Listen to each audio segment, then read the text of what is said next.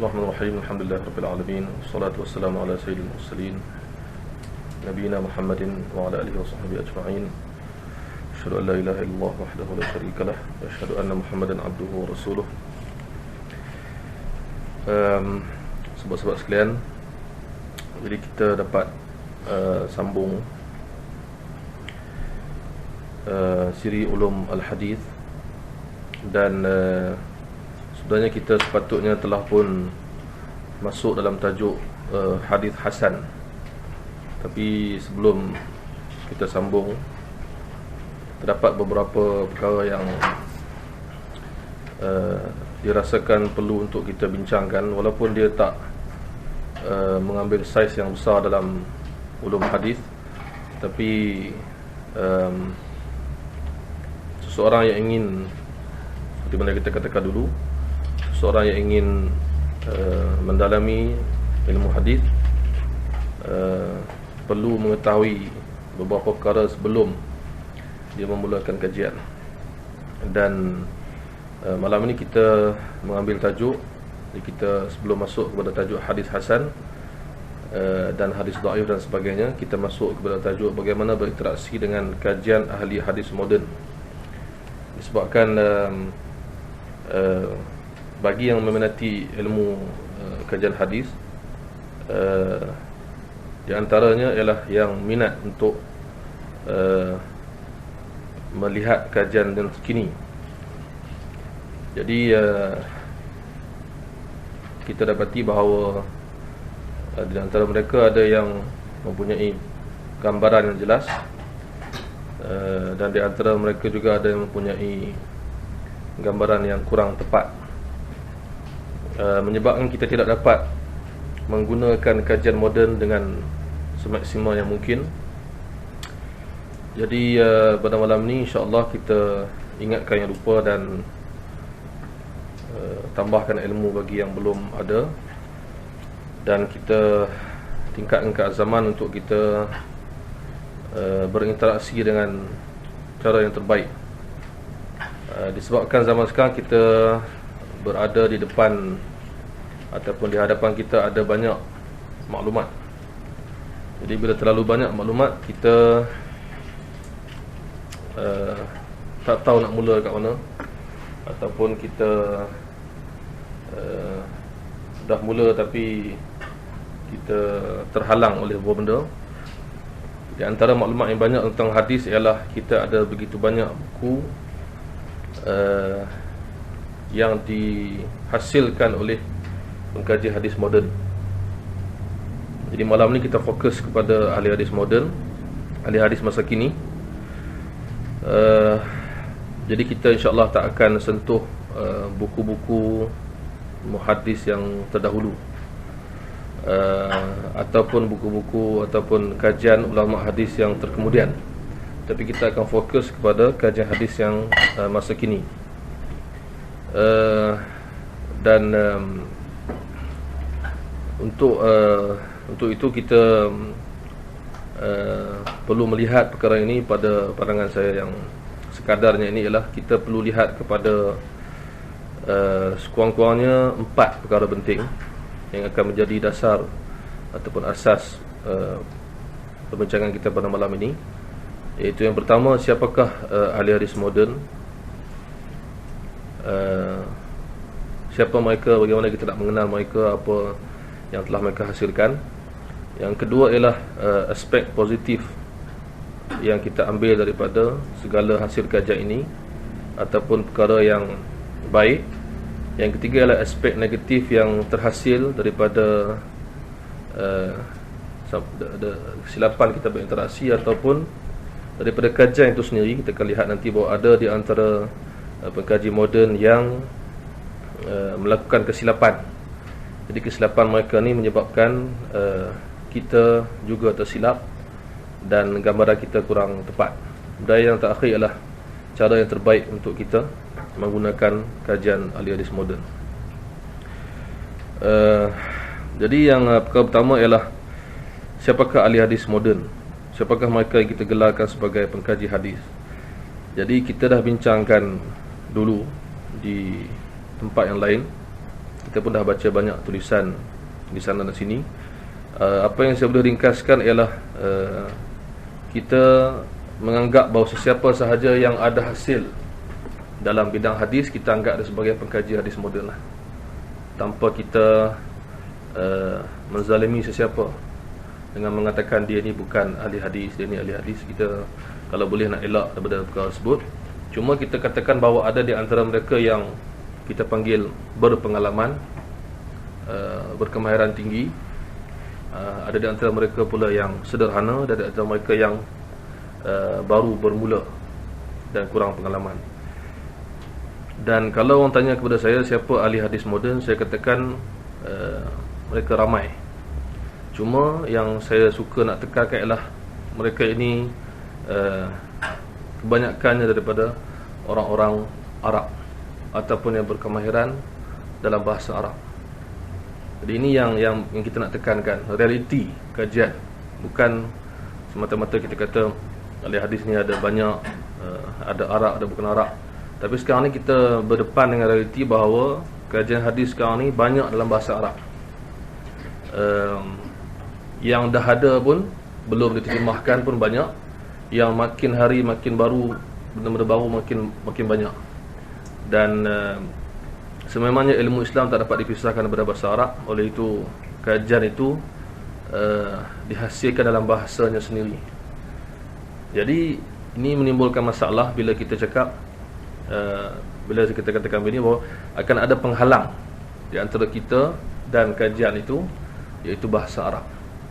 Jadi penghalang ni bermakna secara praktikalnya kita tak boleh lompat. Kita terpaksa hadapi. Kita tak boleh lari, kita terpaksa berdepan. Kita terpaksa menguasai bahasa Arab untuk menguasai buku-buku tu.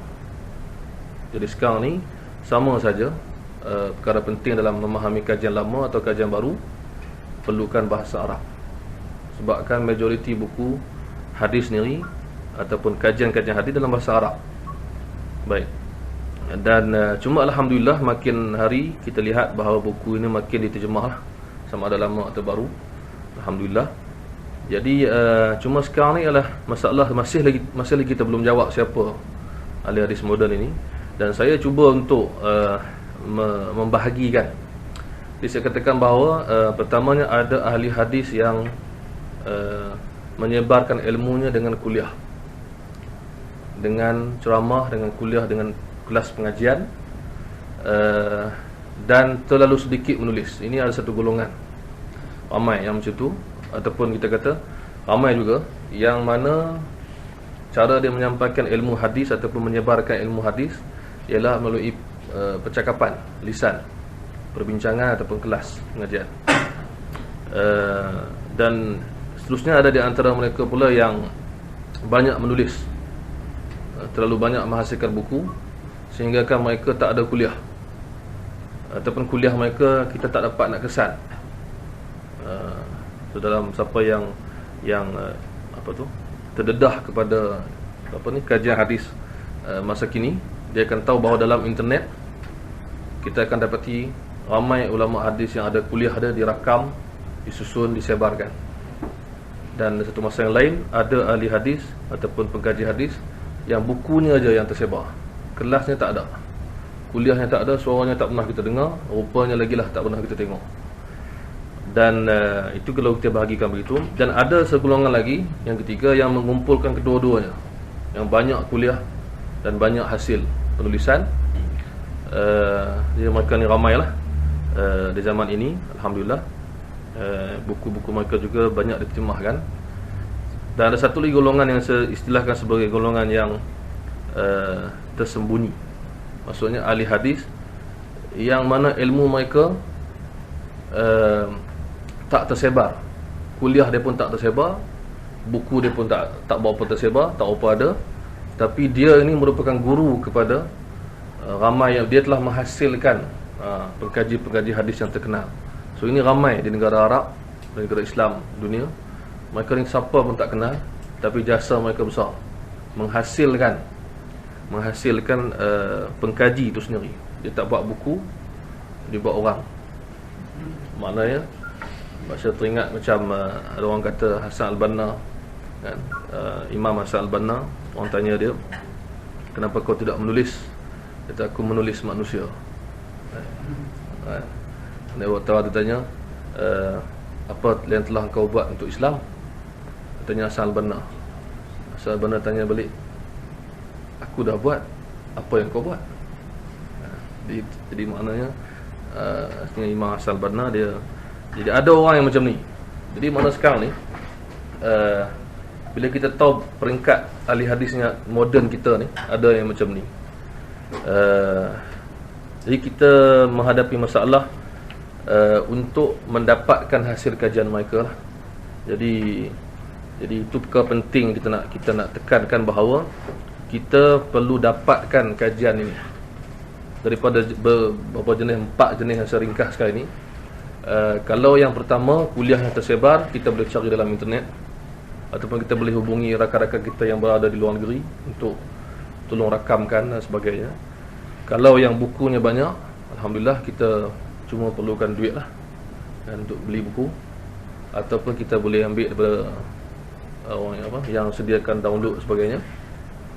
Yang ketiga ialah yang kumpulkan kedua ni pun tak apa. Tapi masalah yang keempat, dia tak terkenal, dia tersembunyi, tapi hasilnya ialah dia menghasilkan ahli hadis dan orang yang pakar mengkaji. Jadi sebagai seorang penuntut ilmu macam kita, bila kita tahu benda ni, makna kita perlu, yang pertama ialah mengenali siapa mereka ni. Tak kiralah mana-mana ahli hadis pun.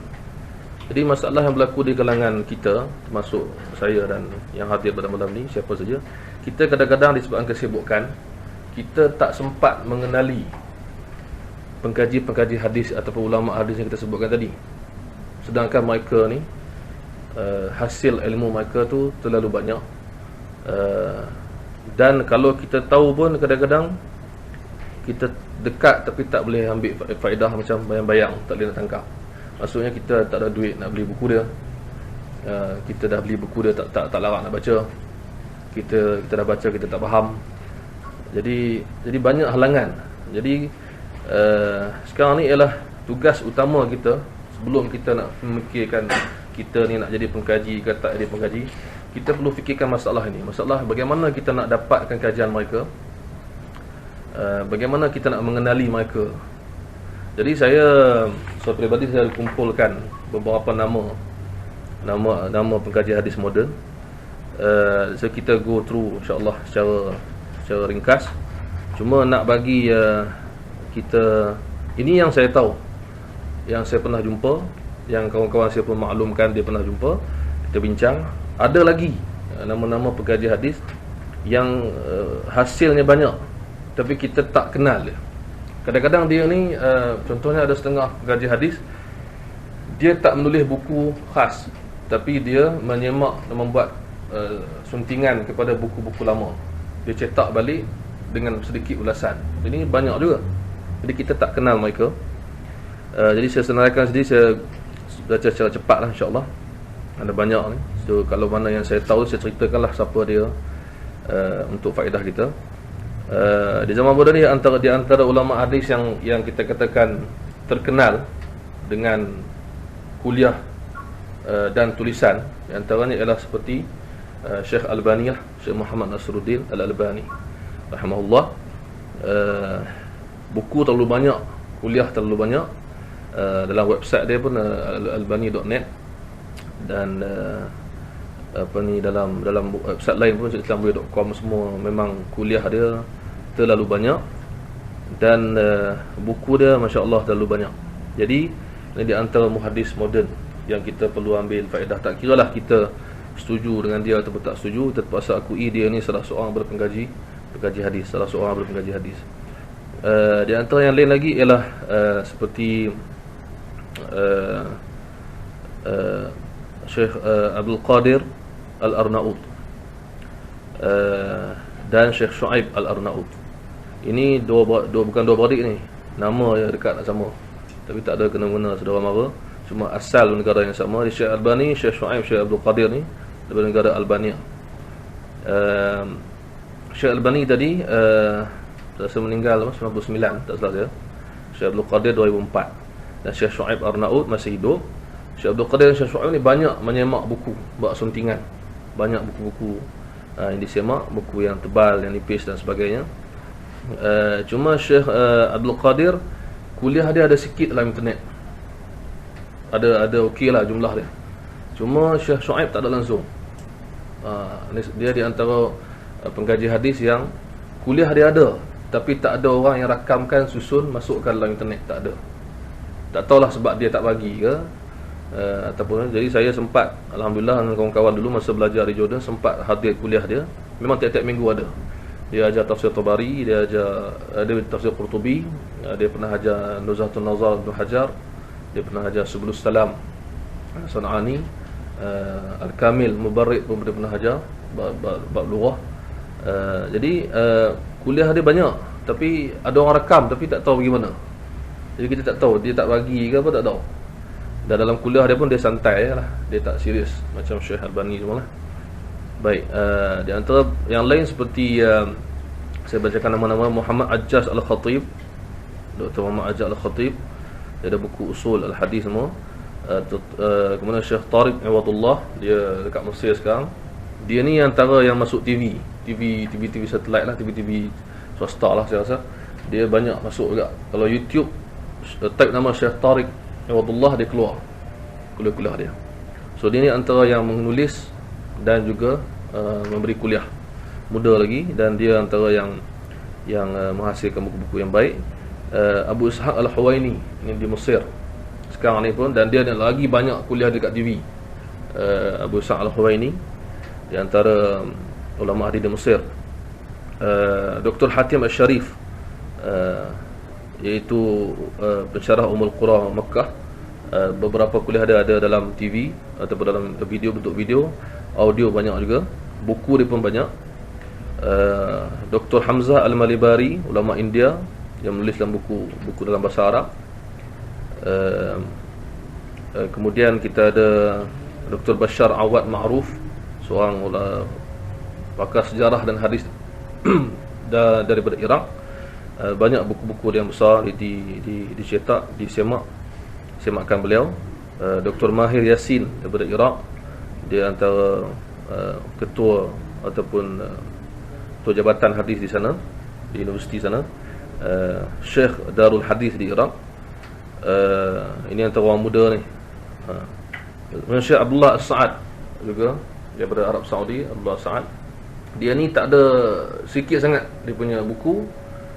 Dia banyak kuliah, dan buku dia pun ditulis, dia cakap murid dia salin. Mana dia tak ada masa nak tulis buku, dia kuliah. Sampai kawan tanya dia, ada tak buku pasal apa-apa, dia kata semua ilmu aku letakkan dalam kuliahku, dia kata. Dia antara yang muda, dia antara yang bagi saya dia ada antara yang tak dikenali jugalah di Malaysia ni. Sedangkan ataupun di kalangan penuntut ilmu, kerana tak popular, buku dia pun mungkin tak ada. Tapi masya-Allah hafazan dia tinggi tentang sanad dan sebagainya. Dr. Ibrahim Al-Lahim, buku dia saya bawa sini. Di antara pakar dalam bidang hadis, pensyarah di Ummul Qura juga. Syekh ada saudara mara Al-Ghumari, Syekh Ahmad Al-Ghumari, Abdullah Al-Ghumari. Ini dah meninggal, tapi zaman kinilah mereka ada banyak buku daripada Maghribi. Kemudian Syekh Muhammad Al-Amin Bu Khubzah daripada Maghribi. Kemudian Dr. Rabi' Al-Madkhali daripada Arab Saudi, juga ada buku dia. Dr. Nuruddin Aitir daripada Syria. Dr. Abu Bakar Kafi. Syekh Khalil Ma'mun Shihah, dia ada banyak buku yang disunting. Syekh Subhi Samarra'i daripada Iraq. Abdul Rahman Al-Mu'allimi daripada Yaman. Ini antara ulama yang bukunya tak banyak tapi cukup bagus. Seperti mana dia jawab terhadap orang yang anti hadis, dia ada buku, tak ingat tajuk. Syekh Habibur Rahman Al-Azumi, India, banyak menyemak buku-buku hadis yang terkenal. Dr. Mahmud At-Tahan, saya rasa dia ada buat taisir ulum hadis, buku ringkaskan mustalah. Syekh Hamdi Abdul Majid As-Salafi daripada Iraq, di antara murid Syekh Albani. Dr. Muhammad Mustafa Azami daripada India. buat PhD di Cambridge saya rasa, dalam bidang hadis. Dia antara yang menjawab anti hadis orientalis. Dr. Akram Dhiya Al-Umari, Syekh Mahfuz Ar-Rahman Zainullah, Mustafa Bugha daripada Syria, Dr. Syekh Muhammad Awamah, lupa sebut guru dia, Syekh Abdul Fattah Abu Ghuddah, di antara orang hebat juga Syekh Abdul Fattah Abu Ghuddah. Dan penuntut ilmu, saya rasa perlu ambil faedah. Walaupun orang sebut Syekh Abdul Fattah Abu Ghuddah ni tak ngam dengan Syekh Albani, biasalah tu, itu orang sebut. Tapi buku dia amat menarik, dan terutama dari segi bahasa, maksudnya dari segi ketelitian dia dalam bentuk membariskan nama dan kitab dan sebagainya, dari segi bahasa. Syekh Ahmad Al-Banna juga ada kita boleh katakan masa kini lah ayah kepada Syekh Hasan Al-Banna. Di Mesir, Ahmad Syakir, ini juga antara ikon dalam hadis yang terkenal di Mesir. Biasa meninggal tahun 56, dan dia antara yang banyak mengkaji walaupun tidak habis kajiannya. Dia menyemak Musnad Ahmad, menyemak Sunan Tirmizi, menyemak Ibn Hibban, walaupun tak habis.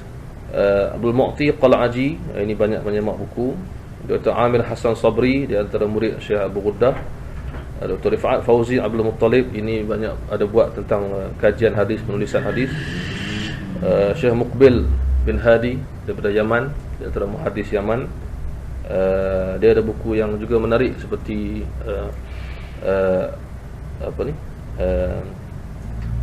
Al-Musnad As-Sahih mimma laysa fi sahihain. Dia ambil hadis luar daripada Bukhari Muslim, dikumpulkan yang sahih. Dan dia juga ada buku yang juga menarik, hadis mu'allah zahiruha as-sihah, hadis yang bermasalah nampak macam sahih. Itu buku dia. Jadi best juga buku dia tu, kalau kita cari. Abdul Aziz At-Tarifi, antara muhaddis muda zaman kini, dia ada buat buku sifat solat Nabi, macam Syekh Albani buat. Dia buat buku yang lebih ringkas. Kemudian kita ada Muhammad Matar Az-Zahrani, kita ada Dr. Hammam Sa'id, di antara pengkaji hadis daripada Jordan. Dr. Sa'ad Al-Humayyid, ini di antara muhaddis daripada Saudi. Abdul Sami Al-Anis daripada Jordan. Syekh Abdul Karim Al-Mudarris, Syekh Hashim Jamil daripada Iraq. Jadi ini nama-nama yang disebutkan ini antara nama yang seorang penuntut ilmu hadis rasanya perlu juga tahu serba sedikit. Dan mereka ini ada banyak hasil dalam pelbagai bidang. Ada yang menghabiskan masa berpuluh tahun untuk menyemak buku. Jadi dalam, contohnya kalau dia semak buku, dalam ulasan tu amat penting lah. Kemudian yang kedua, dari segi mereka ni juga banyak kuliah-kuliah yang mereka adakan, yang mana mengumpulkan ilmu mereka. Dan juga mereka banyak menghasilkan buku-buku yang baru lah. Kita kata ada buku baru, ada kajian baru, macam Syekh Albani, Syekh Abu Ghuddah. Mereka ni ada buku baru, Syekh Tariq Hatim Sharif tadi, buku baru. Dan ada di antara mereka ni yang kita rasa, yang kadang-kadang saya rasa terkilan bila penuntut ilmu yang minat bidang hadis sendiri pun tak pernah bersedia untuk kenal ataupun buka buku. Kurang-kurangnya kenal lah, ataupun pernah dengar, pernah lalui nama-nama macam ni, terutama yang banyak menghasilkan kajian. Jadi ini antara nama-nama. Jadi kita perlu kenal mereka, dan mereka ni kadang-kadang ada kelebihan masing-masing dalam bidang masing-masing. Jadi kita ni sebagai penuntut ilmu, diibaratkan macam orang yang berpindah, macam burung yang hinggap di pokok demi pokok. Jadi kita hinggap pada buku demi buku lah. Kita jangan jadi orang yang hanya kenal 2-3 orang ahli hadis moden, buku tu je lah yang kita baca, orang tu je lah yang kita kenal, pandangan mereka je lah yang kita ambil. Dan penuntut ilmu zaman sekarang suka pula cari pergaduhan sesama ahli hadis. Jadi dia nak tahu ni gaduh dengan siapa, ni geng mana, ni orang mana. Jadi tak apa, kita beritahu lah, tak ada masalah. Tapi yang jadi menarik ialah, yang jadi hebat tu bila kita dapat ambil faedah daripada semua orang. Walaupun mereka ni sesama mereka ada perbezaan pandangan, ada khilaf, ada perbalahan. Contoh macam Syekh Albani, dia ramai orang tahu dia ada persisihan pandangan secara macam agak ketara dengan Syekh Abu Ghuddah, Al-Fattah Abu Ghuddah, dan dengan Syekh Shu'aib Al-Na'ud, dengan orang lain. Tapi penuntut ilmu perlu ambil sikap. Buku Syekh Albani pun kita baca, buku Syekh Abu Ghuddah pun kita baca, sebab mereka menghasilkan buku dalam bidang yang berlainan, kan? Kadang-kadang buku yang dibuat tu tak direct kepada hadis, tapi membawa kita kepada ilmu. Di antara peribadi saya ialah insyaAllah satu masa nanti kita buat kuliah pasal Syekh Abu Ghuddah.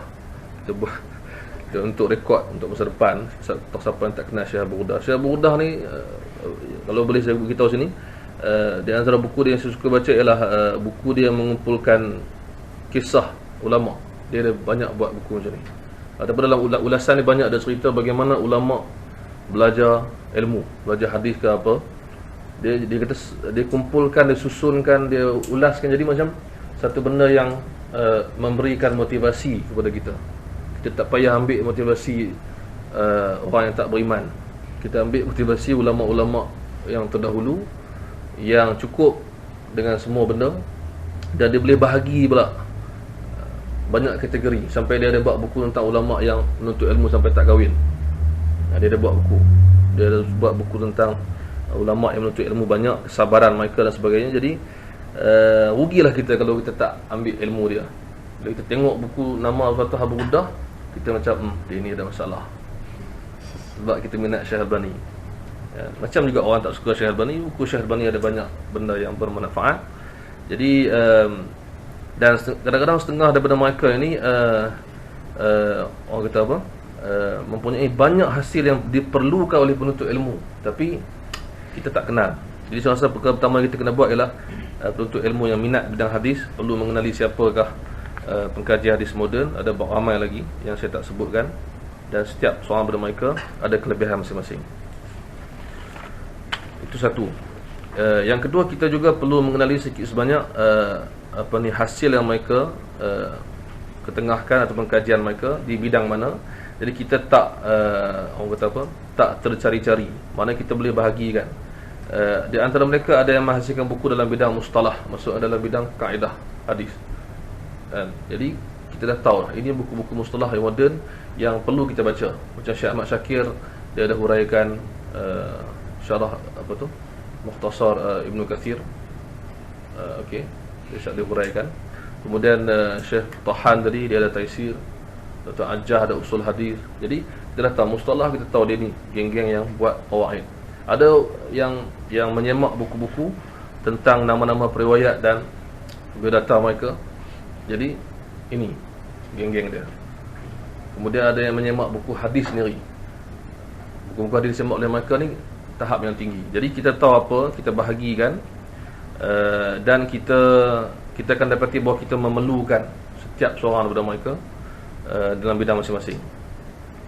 Baik, bagaimana kita nak menghadapi ataupun yang kedua ialah apakah aspek positif daripada kajian ahli hadis moden. Kita katakan bahawa kita tidak perlukan kepada kajian hadis moden. Jadi tak boleh kata kita tak perlu.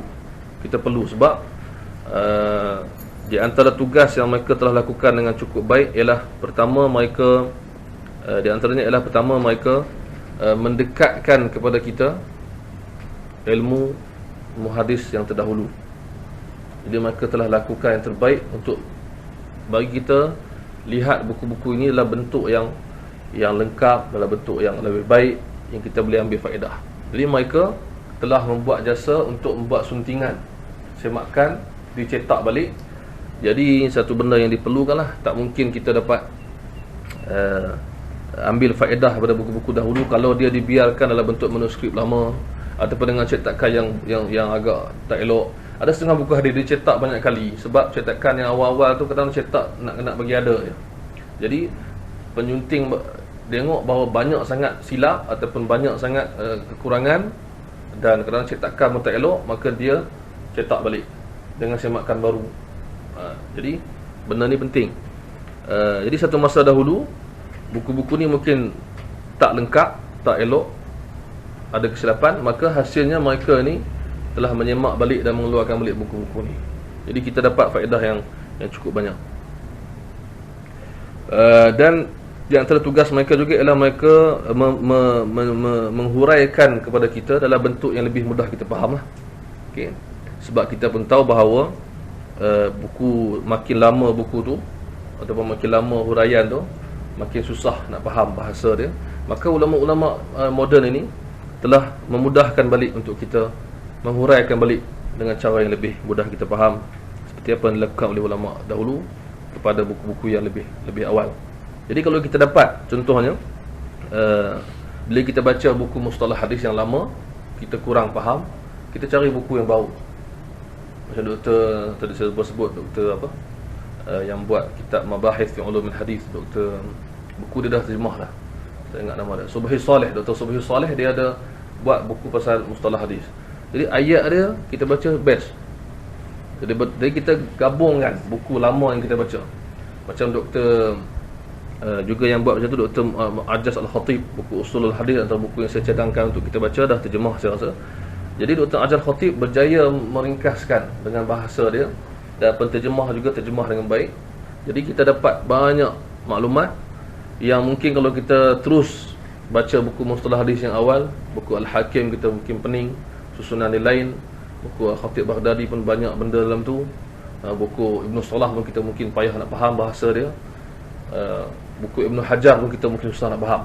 Jadi kita gabungkan. So ini penting dalam bab mustalah. Satu lagi tugas ahli hadis moden ialah mereka berjaya membuat suntingan. Tadi kita kata tadi, membuat suntingan, kita kata apa, suntingan terhadap buku-buku lama dengan ulasan yang menjelaskan maksud. Kan bila kita tengok buku ni, kita tak faham banyak ayat, jadi kita buka, dia ada buat footnote menghuraikan maksud benda ni, menghuraikan dalam mukadimah dia pula panjang lebar, apa buku ni, apa metod dia, siapa penulis dia, di mana kepentingan buku ni. Jadi katakanlah kita dapat buku tu sebiji, tak ada orang huraikan. Contoh, kita dapat buku Sunan Daraqutni. Daraqutni pada kurun keempat, yang meninggal kurun keempat, dia ada buku Sunan dan buku lain-lain. Jadi kita ambil buku Sunan Daraqutni tanpa ada huraian langsung, kita terus buka hadis pertama, hadis kedua, hadis ketiga, kita mungkin tak akan dapat baca sampai habis, ataupun kita akan tak faham apa maksud Daraqutni buat buku ni.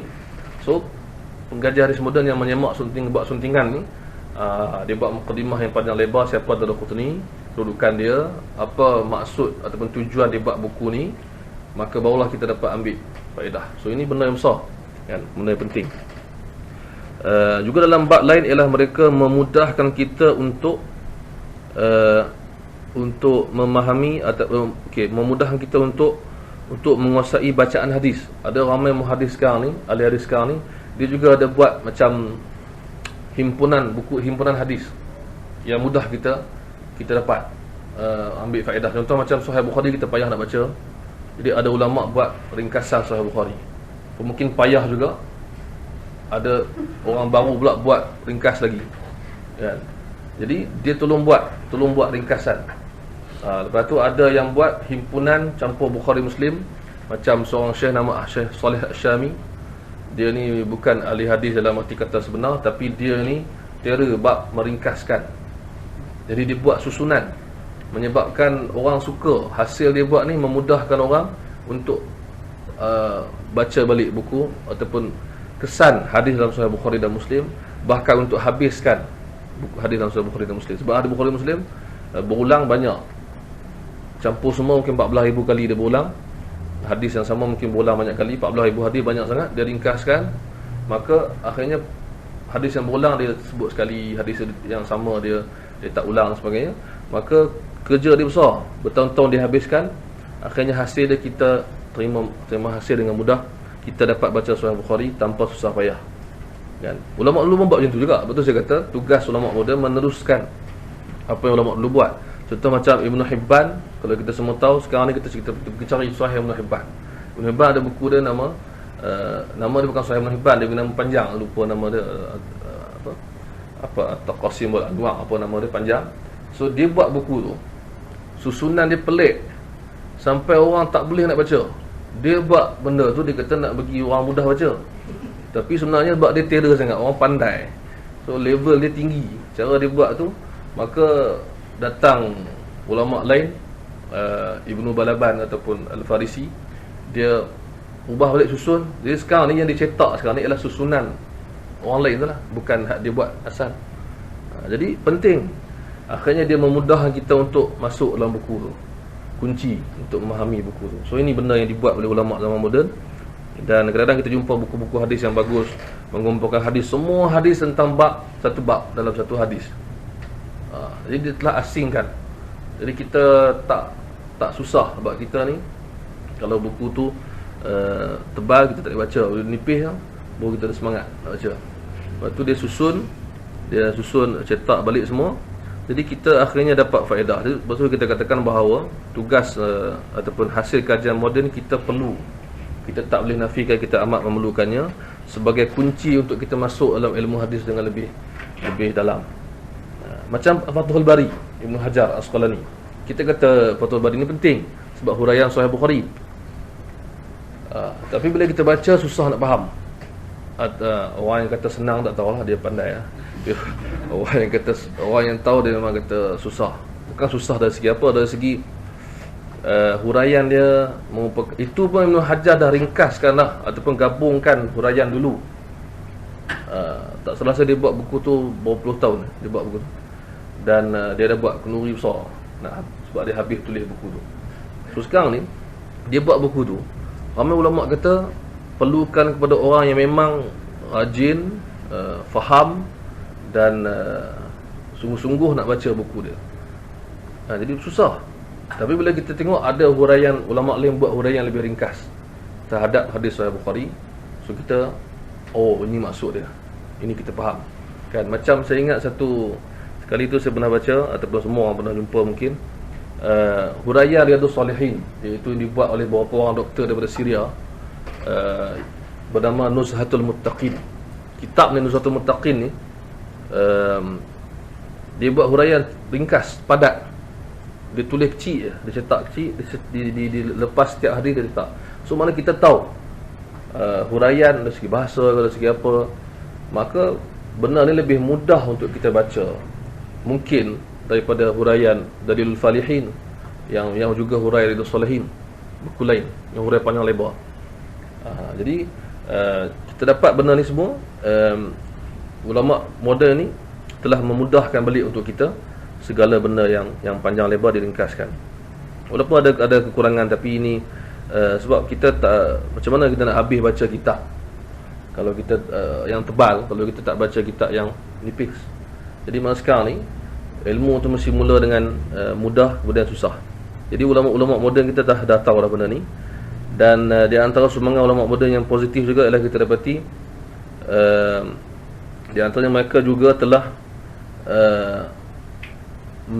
membuat ulasan terhadap kesahihan hadis ataupun kedaifannya dengan cara yang lebih mudah difahami.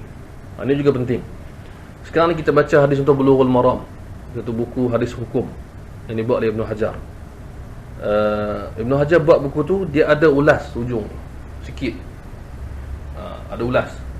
Jadi dicetak balik oleh pengkaji moden, dia buat footnote, setiap hadis dia bagi tahu sahih ke dhaif. Sebab Ibnu Hajar tak bagi tahu semua. Kadang-kadang dia abaikan, ataupun dia bagi tahu secara tersirat, ataupun dia bagi tahu khilaf. Ada ulama atau dhaif atau maksud. Jadi pengkaji moden telah memudahkan kita, dia ringkaskan. Riyadhus Salihin, Imam Nawawi kata dia kumpulkan daripada hadis-hadis yang sahih. Tapi rupanya ada beberapa hadis yang dhaif. Kita tahu dengan melihat kajian moden, dia buat footnote, kita tahu dalam tu ada lebih kurang saya rasa 50 lebih hadis yang dikritik, yang dibincangkan dhaif ke sahih. 50 lebih daripada hampir 2000 hadis. So sekarang ni hampir 3000 hadis. So sekarang ni buku-buku yang tak ada hukum ni telah ada hukum dia. So kita kata ni lebih baik lah daripada kita baca buku asal yang mungkin kita tak faham. Macam Sunan Abi Daud, dia tak macam Sunan Tirmizi. Sunan Tirmizi dia ada, Imam Tirmizi ada bagi banyak hukum hadis, sahih ke hasan ke apa. Tapi pergi Sunan Abi Daud tak ada sebanyak tu. Pergi Sunan Nasa'i pun tak ada sebanyak tu. Jadi kita perlu kepada pengkaji hadis moden yang membuat suntingan dan ulasan sahih ataupun tidak. Mana tadi dia ulasan lain, ulasan makna, ulasan apa ni, kaedah. Ini ulasan sahih ke tidak hadis tu. Sebab tu kita tengok ramai orang cadangkan kita beli kitab yang ditahqiq, yang diedit, disunting, yang disemak. Sebab bagi orang yang suruh benda ni pun ada betul juga. Sebab kalau kita beli buku tanpa suntingan, tanpa apa-apa ulasan, kita mungkin tak faham. Kita mungkin perlukan masa lagi nak cari pula. So lebih baik kita beli buku yang ada suntingan. Tapi saya rasa tapi lepas ni saya akan beritahu balik apa negatif dia benda tu. So sekarang ni kesimpulan ni adalah aspek positif ni adalah kita perlukan kajian hadis moden kerana dia memudahkan yang susah, meringkaskan yang panjang, okey, menjelaskan yang tak jelas dan membuat benda penambahan yang diperlukan oleh penuntut ilmu zaman sekarang yang malas. Jadi macam kita malas lah. Maksudnya kita tak rajin, kita akui kita tak rajin. Kalau kita rajin, kita dah buat banyak benda, kan? Jadi kita tak rajin, kita hadirlah macam-macam seminar, nak bagi kita rajin, kita belilah buku apa GTD lah, apa benda, kan? Apa kita belilah apa segala apa software ke apa benda. Masalah kita tak rajin. Itu cerita dia. So bila kita tak rajin, kita perlu cari kajian moden sebagai permulaan. Sebab ini akan berikan kita jalan. Baru-baru kita faham, barulah kita akan perlahan ke sana. Sebab tu ulama ada kata setiap ilmu mesti mula dengan yang mudah, kemudian yang susah. Jadi yang mudah dia yang saya masukkan positif, aspek positif daripada kajian moden. Sebagai contoh, saya kata sebagai contoh, huraian kepada buku mustalah lama ni juga penting, kan? Buku mustalah hadis ni walaupun kita kata buku lama, buku baru, tapi ada ulama yang ambil sikap menghuraikan buku yang lama tu. So huraian tu barulah kita faham banyak benda yang kita tak pernah faham. Jadi sebagai contoh saya bagi ada buku Al-Muqidhah Imam Zahabi, buku yang amat penting dalam bab hadis. Buku ni ringkas tapi best. Jadi bila kita baca buku dia semata-mata, kita dapat banyak ilmu lah, kan? Okey. Kemudian Syekh Abu Ghuddah contohnya cetak buku ni bersama ulasan. Dia ulas, dia bagi. Kemudian Dr. Hatim Sharif antara yang terkini yang sebut tadi, dia hurai terus benda tu dalam kuliah dia dan dibukukan lepas tu. Jadi bila saya baca Muqidhah yang asal, kemudian saya baca ulasan Syekh Abu Ghuddah, kemudian saya baca pula ulasan Dr. Hatim Sharif, baru banyak benda yang kita dapat faham, yang kita tak pernah sangka. Kita ingat stop habis dengan taklid, dengan ulasan Syekh Abu Ghuddah habis kata. Jadi lepas ni akan ada ulama lain lagi yang huraikan Muqidhah yang kita akan dapat faedah, kan? Benda-benda macam ni. Apatah lagi buku hadis yang memang tak ada huraian, seperti buku-buku matan ataupun teks hadis. Jadi kita kadang-kadang alhamdulillah ulama moden ni dia melahirkan banyak huraian hadis walaupun tebal tapi dengan bahasa moden. Dia ibarat macam kita memudahkan. Sebagai contoh, saya beri contoh dalam buku tafsir lah, yang saya ingat sekarang ni ialah buku tafsir Tabari. Tafsir Tabari memang semua orang akui tafsir yang awal, antara yang awal, dan memang susah nak baca, menjemukan jugalah sebab dia terlalu panjang. Kadang-kadang dia letak satu benda tu dengan nama periwayat sanad yang panjang, teks tu pendek je. Jadi sekarang ni macam-macam dalam tu. Dr. Salah Al-Khalidi daripada Jordan, dia buat satu dia kata sumbangan dia untuk Islam ialah dia nak mudahkan buku tafsir Tabari. Bahkan dia kata dia berniat untuk memudahkan 4 tafsir. Untuk dia kata untuk dia di akhirat itu 4 ni aku nak buat. So dia kata 4 tu ialah buku Fi Zilalul Quran Syekh Qutb rahimahullah syahid. Kemudian tafsir Zamakhsyari Kasyaf, tafsir tu banyak bidang bahasa jugalah. Kemudian tafsir Fakhrul Razi, saya rasa disebut Mafatihul Ghaib, tafsir yang terlalu banyak sampai ada orang kritik kata dalam buku ni ada semua benda kecuali tafsir. Buku tafsir, tapi dia kata dalam ni semua ada kecuali tafsir. So, banyak benda Fakhrul Razi punya, banyak maklumat dia masuk buku jadi besar. Kemudian satu lagi tafsir Tabari. So buku dia ringkas tafsir Tabari dah cetak lah. Memang kita rasa cukup seronok. Pertama sebab dia ringkaskan banyak, daripada berjilid-jilid jadi tinggal 7. Kemudian setiap ayat dia ayat moden, dan dia tak akan keluar daripada pandangan Tabari. Dia cuma kata dia nak mudahkan je. Sebab dia kata orang zaman sekarang, orang Arab ke orang Islam bukan Arab ke, dah tak boleh nak baca ayat Tabari dia kata. Ataupun tak boleh nak sabar baca buku Tabari. So terpaksalah saya mudahkan. So dia cetak dengan nama Tafsir Tabari Tahzib wa Taqrib. Maksudnya mudahkan, susun, dekatkan kepada pembaca. Jadi ini yang berlaku dalam bidang hadis. Jadi kalau kita dan setiap kuliah hadis merupakan inilah dia. Setiap kuliah hadis moden. Kita tengok contohnya satu buku ni semua orang buat syarah hadis dalam tu. Kan? Kadang-kadang saya rasa macam satu masa saya kata buat apa kita nak dengar syarah banyak ulama. Macam saya contoh, saya download daripada islamboy.com banyak kuliah. Bila kita type syarah Sahih Bukhari, huraian Sahih Bukhari, keluar ulama mungkin puluh, mungkin ratus. Tapi bila kita tengok setiap huraian tu, kita dapat benda yang berlainan. So ini benda yang kita dapat daripada bila kita mencari, kita dapat benda baru. Setengah orang dia tak kenal siapa dia ni, kan? Jadi dia tak buat apa sibuk, aku tak kenal siapa dia ni, kan? Baik. Kemudian itulah sikit aspek positif. Maksudnya kita ringkas itulah. Maksudnya ialah aspek positif kita dapat tidak perlu. Dan benda ni bergantung kepada persediaan orang yang menggunakan benda ni lah. Maksudnya kita sebagai seorang, kita perlu kenal siapa muhadis ni, kita perlu tahu apa kelebihan dan sebagainya. Baik. Kemudian aspek negatif, maksudnya seterusnya ialah apa masalah yang berlaku kalau kita gunakan kajian hadis moden. So, masalah akan berlaku pertama bagi orang yang menggunakan kajian moden tanpa dia tahu bahawa ada masalah.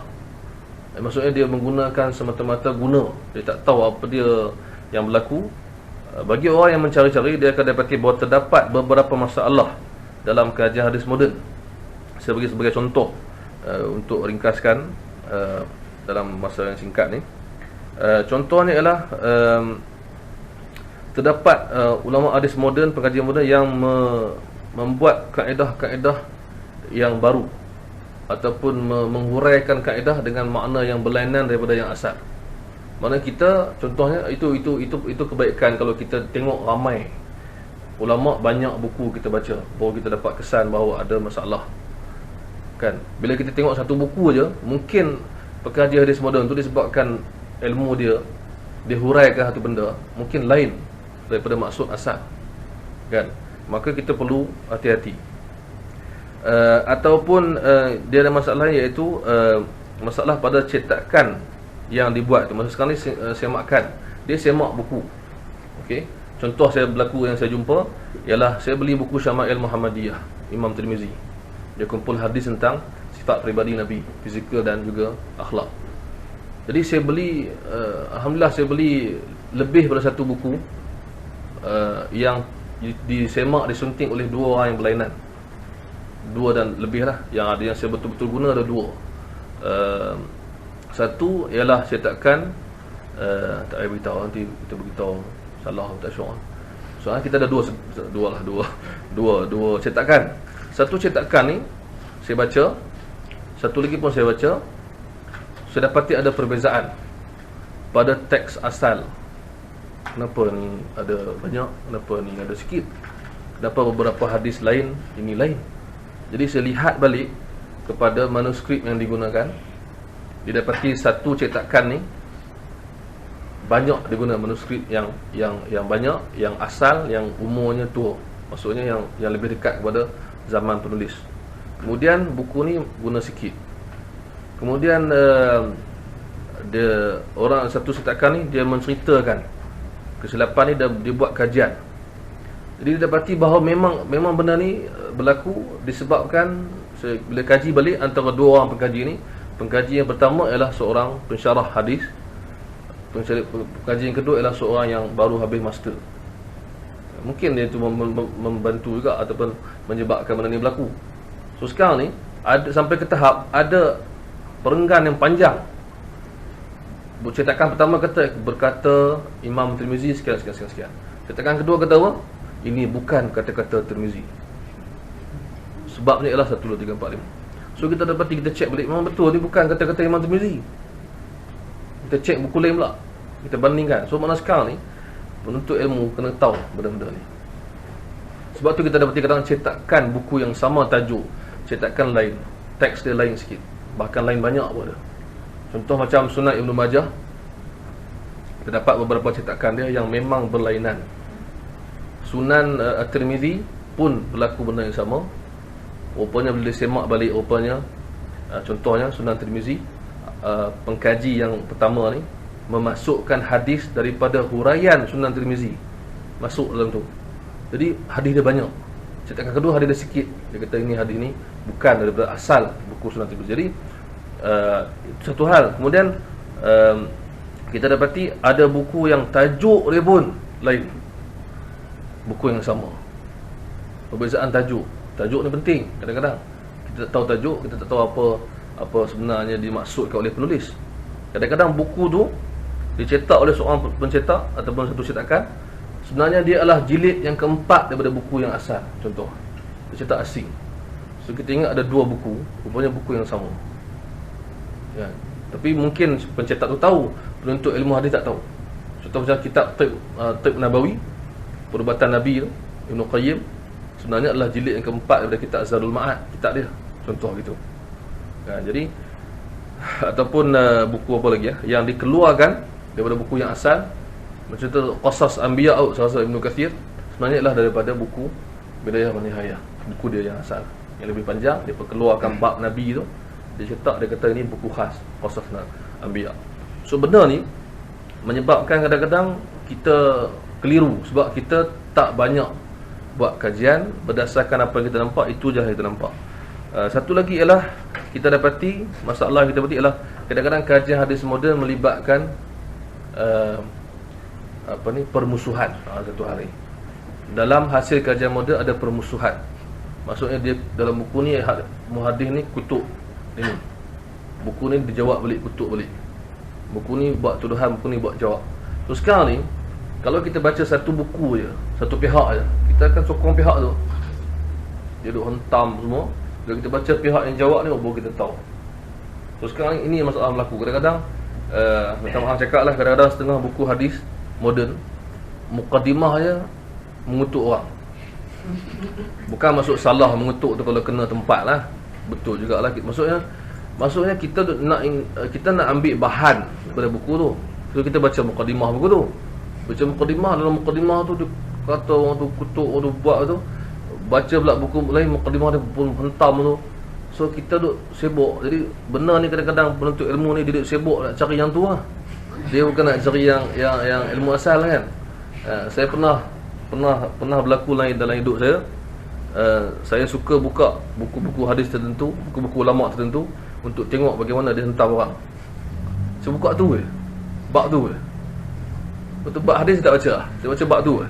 Saya pergi pustakaan tu dekat Jordan Universiti saya, buka cari, ni aku belum baca lagi. Buka, ada tak dia kutuk orang tu. Jadi kata buang masa, habis gitu je kan. Jadi kita hati-hati sebab penulis moden ni begitu. Kemudian satu lagi ialah kadang-kadang berlaku benda yang kita katakan bahawa satu lagi kesalahan yang berlaku ialah dari segi apa? Dari segi beberapa pengkaji, terdapat segolongan pengkaji yang nampak macam pengkaji hadis, tapi mereka ni sebenarnya ialah nak cari duit. Jadi apa yang mereka ni buat adalah mereka mencuri. Yang apa yang kita panggil pencurian ilmiah. Maksudnya dia curi buku hasil kajian orang lain, dia cetak balik, letak nama dia.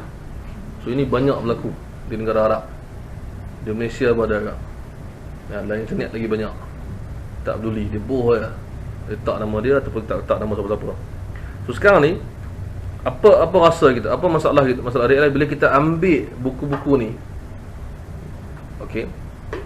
contohnya kita dapat cetakan yang dicuri, kita tak dapat cetakan yang asal. Mungkin bahan dia sama, tapi kadang-kadang yang berlaku tak sama. Dan kita pun akhirnya rupanya kita tertipu dengan apa yang tulis ni. Dia kata dia buat, tapi sebenarnya bahan daripada orang lain. So ini masalah lagi besar ialah kita anggap orang ni pengaji hadis hebat, sedangkan dia pencuri. So ini masalah. Kita baca buku dia ni banyak buku, dia ni hebat buku. Sebenarnya buku dia mencuri buku orang lah. Jadi kita duk ingat dia pengkaji. So segala kajian dia yang kita nama sebagai kajian tu ialah kita terima. So kita ingat dia ni saya baca buku ni seorang pengkaji moden, hadis moden yang hebat. Sebenarnya dia pencuri. Kan? So menyebabkan kita dah tak kenal siapa ahli hadis yang sebenar. Masalah besar lagi kalau dia keluarkan fatwa ke pandangan ke apa, kita terima dia, kita ingat dia hebat, sebenarnya dia orang yang tak ada apa. Itu lagi bahaya. So mana benda ni perlu penuntut ilmu sedar bahawa terdapat ada, sampai ke tahap, sampai teruk lah, sampai kadang-kadang kita baca sampai, tapi kadang-kadang yang menyedihkan kita ialah kawan-kawan kita tak percaya kadang-kadang. Kita habaq ni, ini mencuri ni, dia ni jahat, dia curi kitab orang, dia letak nama dia, dia dapat duit untung. Ada yang ambil satu kitab jual kepada 2 syarikat nak dapat duit, cetak serentak. Ada setengah penulis buku moden yang sengaja tebalkan font, yang tebalkan font, lepas tu letak ulasan sabtah macam-macam, nak tebalkan buku, nak bagi orang jual. Ada yang dia kutuk seorang ahli hadis ni, tapi dia ambil buku orang tu curi. Jadi dia nak cover lah. Dia kutuk orang tu, diam-diam dia ambil buku orang tu cetak. Jadi apa akhlak tak ada apa. Dan yang paling teruk lagi yang berlaku hari tu, berapa tahun lepas saya tak ingat, baru lagi lah, dia tipu ulama' yang masih hidup. Maksudnya dia ambil, dia himpun fatwa, dia kata fatwa ni fatwa ulama' ni hidup ni. Dia kata ni adalah saya kumpulkan, saya kaji, saya kumpulkan, saya cetak balik fatwa ulama' ni bin ni. Jadi orang tanya ulama' tu, bila masa saya buat fatwa ke ni? Lepas tu orang tanya dalam, saya dengar sendiri orang tanya syekh tu yang masih hidup, saya dah tua, syekh, kami dengar ada buku pasal kau, buku tajuk ni, itu buku penipu, dia kata. Ini bohong. Jadi makna ada penulis yang nampak macam pengkaji hadis sanggup buat kepada orang yang masih hidup, apatah lagi orang yang dah mati. Senang lah dia nak buat. Kena fikir gitu lah. So kita kena berhati-hati, kena kaji. Saya tak mahu beritahu nama siapa lah, tapi kalau bisik-bisik dengan saya beritahu lah. Dalam ni kot tak syok, kita sebarkan. Dia ada kawan kita tak percaya, dia kata ya ke, orang zaman sekarang gitu lah, ya ke, tu ke, tak kot. Jadi kita kata tak apa kan. Ini masalah kita, kadang-kadang kita tak sedar apa yang berlaku, kita tak up to date benda yang berlaku. Waktu sahabat-sahabat yang saya hormati, kita kena ambil tahu apa yang berlaku sekarang kan. Ada setengah orang dia tak tahu pun. Kita memanglah banyak benda kita terlepas, tapi kadang-kadang janganlah sampai kita tak ikuti perkembangan menyebabkan kita menolak kebenaran. Tu cerita dia kan. Tak percaya, lepas tu tolak bulat-bulat, kata ini semua adalah perancangan Yahudi. Dia balik-balik Yahudi yang salah, semua dia rancang. Jadi pemikiran jenis tu, pemikiran gelap dia panggil, masa pemikiran macam ada konspirasi, semua mesti ada konspirasi kan. Jadi makna susah. So makna kita bagi pandangan berdasarkan apa kita baca. So satu benda lagi yang bermasalah ialah, benda yang paling besar ialah seterusnya ialah pengkaji hadis moden kadang-kadang menolak kajian lama tanpa hujah yang kuat. Dia menyebabkan penuntut ilmu macam kita baca, kita terus ambil pandangan dia. Contoh, dia kata ada seorang ulama moden, dia tulis buku, dia bawalah pandangan Ali bin Al-Madini, muhaddis besar, guru kepada Bukhari, kawan kepada Imam Ahmad, muhaddis besar. Ali ni kata dia hari ni ada masalah, dia bawalah. Lepas tu dia jawab, penulis ni yang moden ni, dia kata bukan begitu engkau mentaifkan hadis wahai Ibnu Al-Madini. Dia cakap orang dah mati. Dia macam bercakap, dia macam buat satu benda, kata-kata seruan, tak ada seruan. Maksudnya bukan macam ni cara dia. Hang cakap dengan siapa ni? Dia bercakap dengan Ibnu Madini, dia buat ayat macam cakap dengan Paulo Maldini. Ya. Ini Ibnu Madini ni ulama besar. Dia tak faham. Maka dia terus cakap bukan begini wahai lelaki. Yang itu kan. Wahai syekh, bukan macam ni syekh. Jadi dia tak hormat. Lepas tu alhamdulillah dia telah bertaubat. Saya baca lah internet, dia taubat, dia kata saya silap, saya tarik balik, saya minta maaf. Alhamdulillah, dia sedar. Ramai yang tak sedar dia sedar. Dia kata memang dia silap, dia tak patut cakap macam tu. Jadi mana benda dia berlaku, dia tolak lebih kurang je. Ada sesuatu cakap, dia tulis imam ni katalah Imam Bukhari kan Nasai ke cakap apa kan. Betul tulis apa? Habis tu oleh macam so cik dia kan. Tu nampak apa? Cik dia buat datang ni dalam surat. Fakana madha. Apa jadi? Apa masalah? dia macam bagi gitu ke. Aduh ya. Ada yang tulis pandangan imam-imam besar, kemudian dia kata, oh ni imam ni tak jumpa. Dia kata imam ni, dia cakap ni mungkin sebab dia tak jumpa sanad. Hang jumpa imam ni tak jumpa. Ini masalah kita tak kenal siapa imam. Macam kita cerita dulu. Ya, senang je. Kita pun cakap, oh imam tak jumpa. Kita baca buku moden sahaja. Maksudnya kita tengok. Lepas tu ada lagi yang cakap, dia kata apa? Dia ceritalah ulama ni kata begini, dan mereka semuanya dan hujah mereka ini semuanya tidak kuat, tidak berpegang kepada hujah ilmiah. Oh, cakap macam tu. Senang dia bagi. Dan ada yang lebih teruk lagi, dia kata apa? Dia kata macam tu juga lebih kurang. Lepas tu dia kata ini kata-kata tanpa bukti, kita tidak akan terima satu benda tanpa dalil. Cakap itu. Kaedah kita ialah tidak akan menerima tanpa dalil. Hidup cakap tu dengan ulama yang besar, yang hebat, yang tak payah begitu dalil, dia berdalil. Maksudnya bila imam ni kata hadis ni dia ni teruk lah. Maksudnya kita kenal imam tu siapa, kita bandingkan dulu, kita relate dulu, kita tengok siapa dia cakap ni. Kalau Yahya bin Ma'in, Ahmad bin Hanbal, ini besar tokoh. Sebab tu kadang-kadang mereka ni tak payah beritahu sebab pun kita dah faham ini. Sebab apa? Sebab murid-murid dia menerima pandangan dia tanpa tanya dalil. Ada yang tanya lah kenapa dia cakap. Mana dia ada, tapi dia tak beritahu kadang-kadang. Saya teringat Yahya bin Ma'in pernah sekali dia marah dekat seorang muhaddis ni. Mana periwayat ni teruk, dhaif dan tak dipercayai. Jadi orang tanya dia, "Ini macam mana?" Jadi murid dia selalu tanya. Yahya bin Ma'in dia akan tanya, "Syekh, dia ni nama sekian-sekian, B sekian, apa dia okey tak?" Tu selalu soalan dia dapat lah. Soalan Yahya bin Ma'in. Satu hari orang tanya dia pasal seorang rawi, nama dia apa, Jurjani, Abu Jurjan apa tu. Kemudian dia cakap, dia ni, dia kata patut diruntuhkan rumah dia dan rumah jiran dia. 40 buah rumah sekitar dia. 40 belah ni, 40 belah tu, 40 ni dan ni.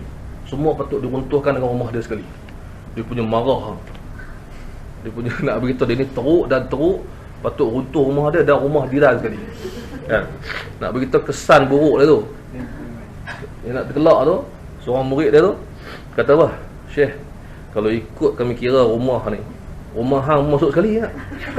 Maksud rumah Syekh Yahya bin Ma'in pun sekali dalam ruangan tu.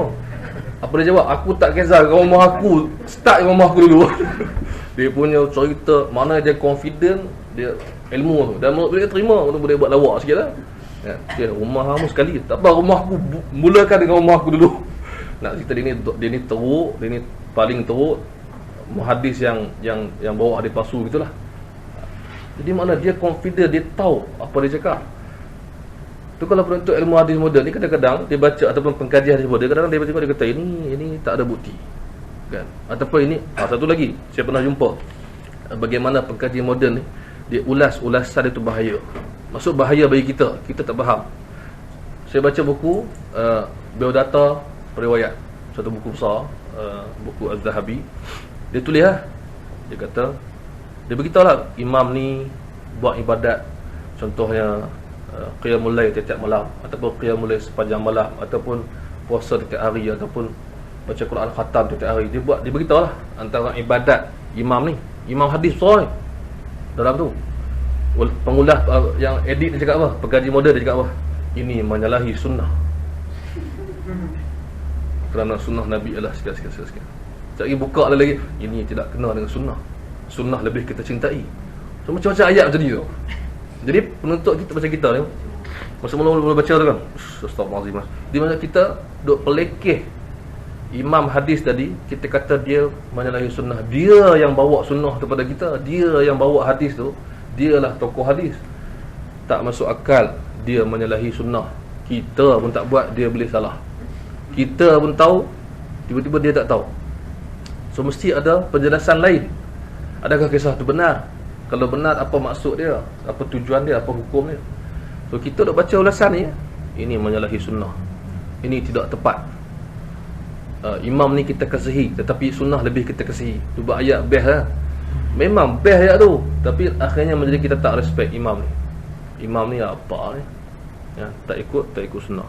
So sekarang ni bila kita terlalu berpegang kepada kajian moden, kita mungkin silap. Dan kesilapan yang besar sekali yang saya letakkan di akhir ialah ada hadis yang sahih, pengkaji moden kata dhaif, dan ada hadis yang dhaif bahkan palsu di zaman awal di kalangan muhadis yang besar, tapi pengkaji moden punya pasal kita ikut dia.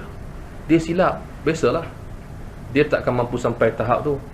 Mungkin dia manusia, dia tersilap. Kita ambil kesilapan dia, maka kita tolak kajian awal. So ini paling bahaya. Ada orang tak percaya, dia kata tak ada, ataupun dia kata ini tak banyak, ataupun dia kata ini teknikal. Tak, ini bukan teknikal, ini sebab contoh saya beritahu mudah, contoh mudah. Guru saya sendirilah, Syekh Shu'aib Arnaud. Syekh Shu'aib Arnaud ni dia ni kaji buku banyak, terlalu banyak buku yang dikaji. Dan kita dapati bagi pelajar-pelajar yang belajar dengan dia ataupun orang yang ikut kajian dia, dia ada banyak buat perubahan pada kajian dia. Ini biasalah, ulama' bila dia muda, akhirnya dia dapat pengalaman, dia tua, dia banyak cek balik. Macam Syekh Albani dan ramai semua, dia cek balik. So sekarang ni masalah kita, pertama, ada yang baca buku dia anggap ini semua kajian pada masa yang sama je, tak ada perubahan. So dia tak faham benda ni. Yang kedua masalah apa? Dia baca ulasan tu aja. Syekh Shu'aib ulas itu aja. Contoh Syekh Shu'aib tahqiq ataupun semak ataupun edit ataupun buat kajian tentang Syarh Sunnah Baghawi. Dia tengok footnote. Syekh Shu'aib kata apa? Dah cukup. Syekh Shu'aib ada buat Zadul Ma'ad tahqiq, dia tengok Zadul Ma'ad footnote, dah cukup. Kadang-kadang dia tengok Syekh Shu'aib tahqiq Ibnu Hibban habis 18 jilid, dia tengok footnote, dia ambil itu saja semua. Okey. Bila kita tengok balik, rupanya Syekh Shu'aib sendiri, orang yang sama, bila dah tambah ilmu dia, dia sendiri tarik balik beberapa hadis yang dia kaji, dan dia beritahu dalam buku dia yang kemudian. Contoh buku dia yang paling ataupun antara yang baru ialah buku dia semak Musnad Ahmad bersama rakan-rakan dia yang ramai, 50 jilid. Dalam tu beberapa hadis dia akan bagi, saya telah kata dalam buku ni dulu begini, saya tarik balik sebenarnya tak. So benda ni penuntut ilmu, bila dia tengok footnote tu aja, habis. Dia nak tengok orang lain lah, ataupun dia nak tengok kajian lain lah, kan?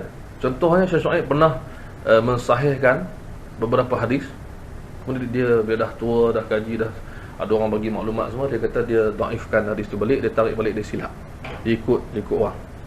So sekarang ni benda-benda macam ni, kesilapan ni berlaku disebabkan pengkaji moden kadang-kadang muda lagi dah buat buku. Tak salah dia lah, sebab dia memang sebarkan, dia kata kalau ada salah tolong beritahu dia semua. Tapi kita penuntut ilmu tak sedar benda ni, dan kita kata bahawa benda ni biasa, tak ada apa. Tak. Yang paling malang ialah kita cek hadis semata-mata kita tengok footnote tu, dan kita dah tak tengok dah, walaupun dalam kitab yang dia tengah cetak, dia tengah semak lah. Contoh macam Tirmizi kata hadis ni ada masalah, kita tak tengok lah kata-kata dia, kita tengok kata-kata footnote tu, kata-kata pengkaji tu. Mana kita abaikan benda yang di depan mata kita, apatah lagi benda dalam kitab lain. So sekarang ni kita beritahu bahayanya bagi penuntut ilmu hadis moden, kalau dia tak tahu benda ni, dia akan sama ada pertama keliru dengan kajian tu sendiri.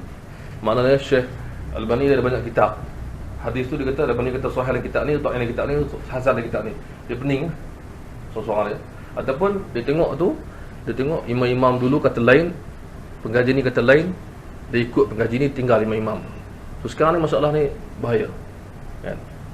Jadi benda ni menuntut kita, okey. Contoh saya ada bawa banyak, tadi saya dah bagi secara tak langsung, tapi tak apalah, kita boleh bagi contoh, tambah dengan contoh nanti lah insyaAllah.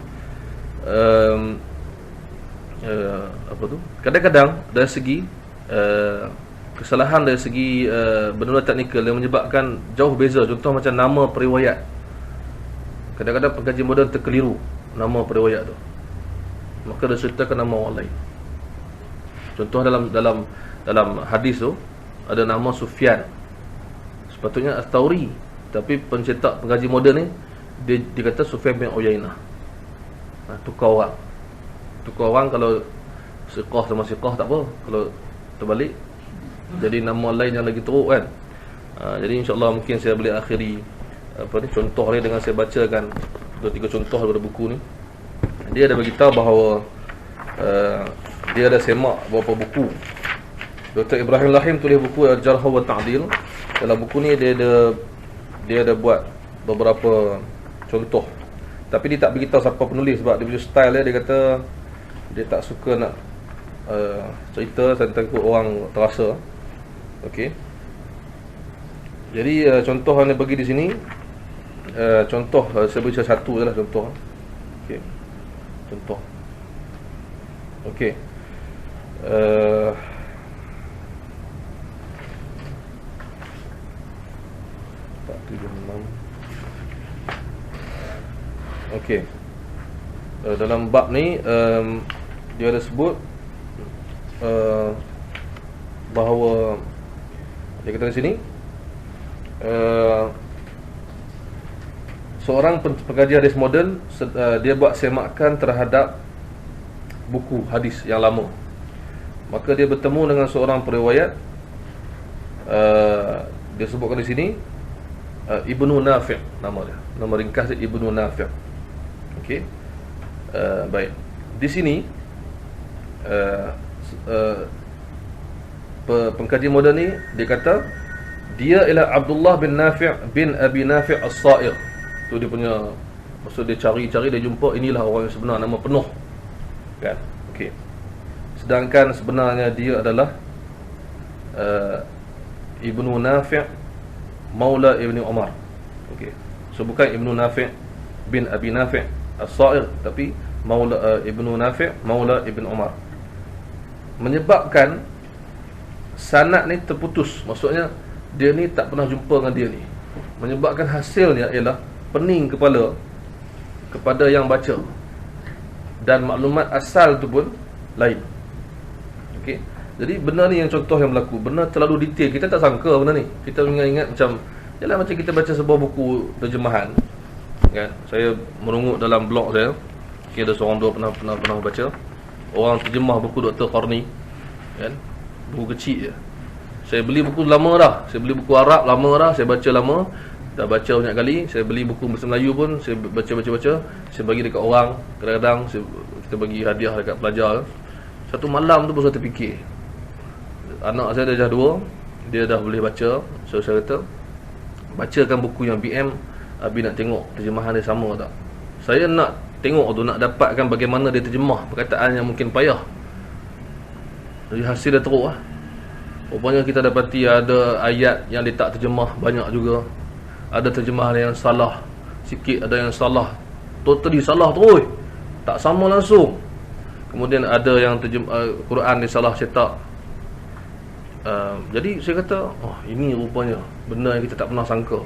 Kita ambil buku terjemahan dengan niat kita untuk dapat ilmu, kita pun rasa dia ni memang 100% ataupun 90% sama macam penulis asal. Ini lagi bahaya kan? Maknanya kita tak tahu benda ni. Bila kita dapat contoh baru kita faham, rupanya ini semua untuk perniagaan dia.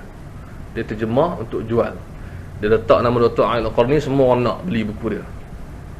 Dia pun jual dapat untung banyak. Lah ada juga seorang Adnan Abdul Aziz jumpa salah tu tahun 2009. Jadi mana kita pun rasa Allahu Akbar juga. Jadi ada orang salah anggap, dia ingat buku La Tahzan, bukan buku La Tahzan. La Tahzan buku besar, ni buku kecil. Jadi benda ni saya rasa kalau point dia ialah kita kena sedar bahawa ada kebaikan dan ada keburukan kalau kita hanya bergantung kepada kajian moden, walaupun kita perlukan kajian tersebut. Jadi cara yang kita cadangkan ialah seorang penuntut ilmu yang hatta walaupun yang boleh bahasa Arab, Allah maaf itu boleh bahasa Arab, betul tak? Oh sorry, kita apa ni terima kasih. Apa ni, walaupun dia mahir bahasa Arab, dia jangan jadikan buku ataupun hasil kajian moden sebagai hasil utama, tapi jadikan dia sebagai hasil yang perlu dibandingkan, buat perbandingan dengan kajian lain. Dan apatah lagi yang kurang berbahasa Arab ataupun yang tak boleh baca, bila dia dapat buku terjemahan, dia dapat satu benda, maka dia kena pastikan adakah ia sama dengan buku asal. Itu cerita dia kan? Dan yang paling penting ialah kita kita kena kena banyakkan bacaan, luaskan bacaan, sehingga kita ke tahap boleh contohnya bila seorang ulama menghuraikan sesuatu benda, kita boleh kenal pasti apakah sumber yang dia gunakan. Untuk kita balik pada sumber asal, adakah sama. So benda ni memang benda besar lah. Kita tak boleh nak minta semua orang buat sampai ke tahap ni. Tapi sekurang-kurangnya saya pada malam ni, saya rasa saya dah sedikit sebanyak bagi kita satu rasa berhati-hati lah untuk menggunakan kajian hadis moden, terutama kajian tentang sahih dan dhaif. Itu yang paling penting, terutama kajian sahih dan dhaif. Sebab telah pun ada sebahagian kita yang tak faham, mengatakan bahawa ulama terdahulu mungkin silap, ulama kemudian lebih hebat. Okey, sedangkan sebenarnya sifir yang betul ialah ulama dulu dah hebat dah, ulama kemudian kurang hebat. Itu cerita dia. Kemudian ada lebih teruk daripada tu, bila kita cakap ada beza dari segi manhaj, metod, ada beza dari segi kajian, ada orang kata tak ada beza. So ini masalah kita. Sebab tu saya kata kalau bila saya kata ada beza, bukan saya yang kata, tapi hasil daripada ulama mengkaji, termasuk ulama moden. So kalau kita kata tak ada beza, kita kena kaji juga, bagi tahu dari mana cakap tak ada beza, apa kaji, apa contoh. Dan lebih teruk daripada tu, ada yang kata duk sibuk-sibuk apa bab ni, bukan nak soalan kubur. La ilaha illallah. Itu lah cakap. Kalau semua benda kita nak cakap macam tu, terus duk buat apa lah, duduk rumah tidur, itu Tuhan tanya dalam kubur. Minta maaf cakap lah, kan? Kalau ada orang tu buat kajian pasal bahasa ke, pasal tafsir ke, pasal kalau kita sains ke, pasal apa, semua ada faedah. Cuma orang yang nak menggunakan faedah tu mestilah orang bidang tu. Jadi tak boleh dah kita kata macam, hang sibuk apa bab ni, benda ni kan penting pun, ada benda lagi besar. So tu hujah orang yang nak lari pada isu lah, kan? Ada ayat dia sama ya. Ini ada lagi besar. Apa dia? Ada lagi. Tepi situ ada lagi. Lepas tu apa isu dia sekarang? Isu paling besar apa? Tak isu. Jadi kita tak lah, ini maksudnya ayat dia, apa yang kamu buat kecil, apa yang saya buat lebih besar. Apa yang kamu buat tak penting, apa yang saya buat penting.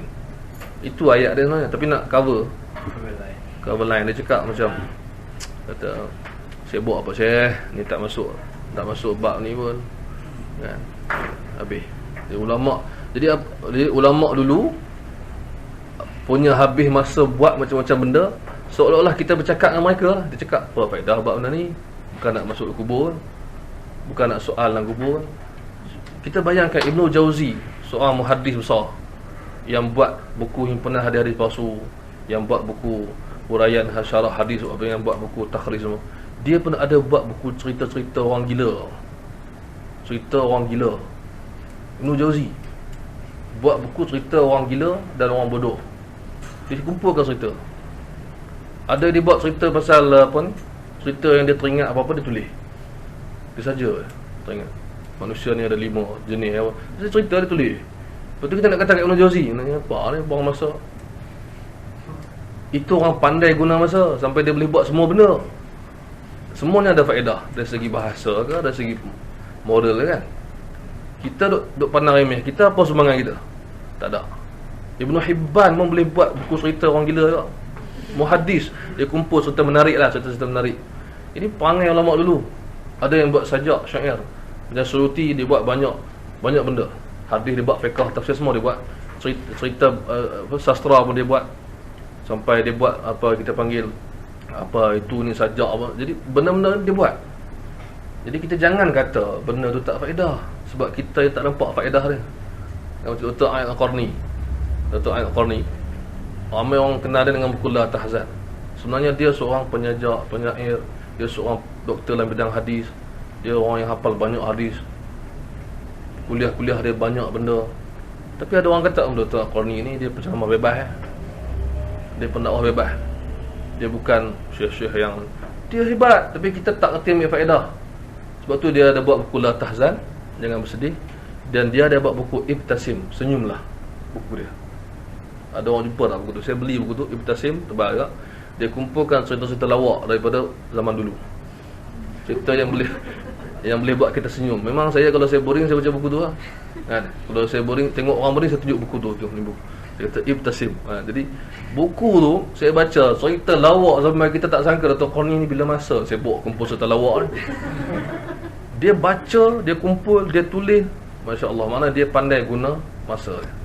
Kita dah tengok ni apa ada buat cerita lawak. Kan? Maknanya kita mau serius.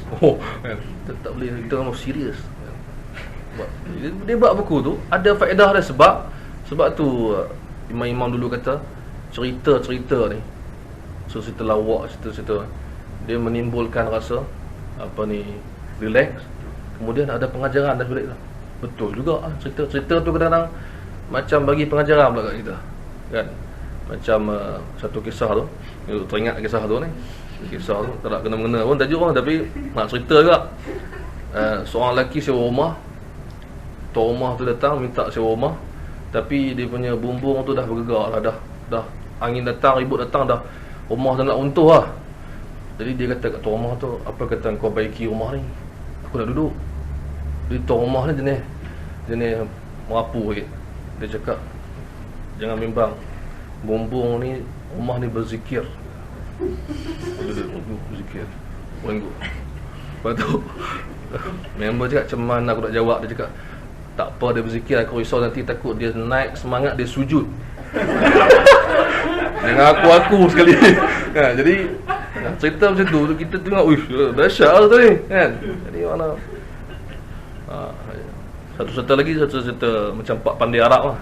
Nama apa tak ingat, Abul Husn ke Abul, dia beli tepung, dia upah seorang bawa tepung, tolong bawa hantar rumah. Dia upah orang tu bawa lari tepung dia ni jenis leka sikit. Orang ni jahat, dia upah ambil tepung, dia bawa lari tepung. Hari lain dia jumpa orang tu, dia lari. Ni yang Pak Pandai ni, dia tengok orang tu, mak lari.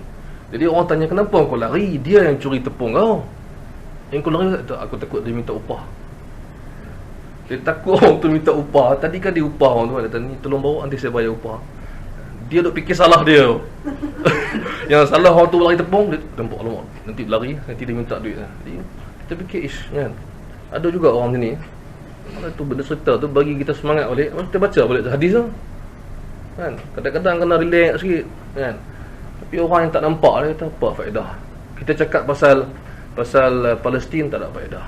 Kita cakap pasal hadis, tak ada faedah. Cakap pasal kisah ulama terdahulu, kisah dulu. Kita beritahu tentang manhaj, ini benda lama, orang dah bincang lama. Siapa bincang lama?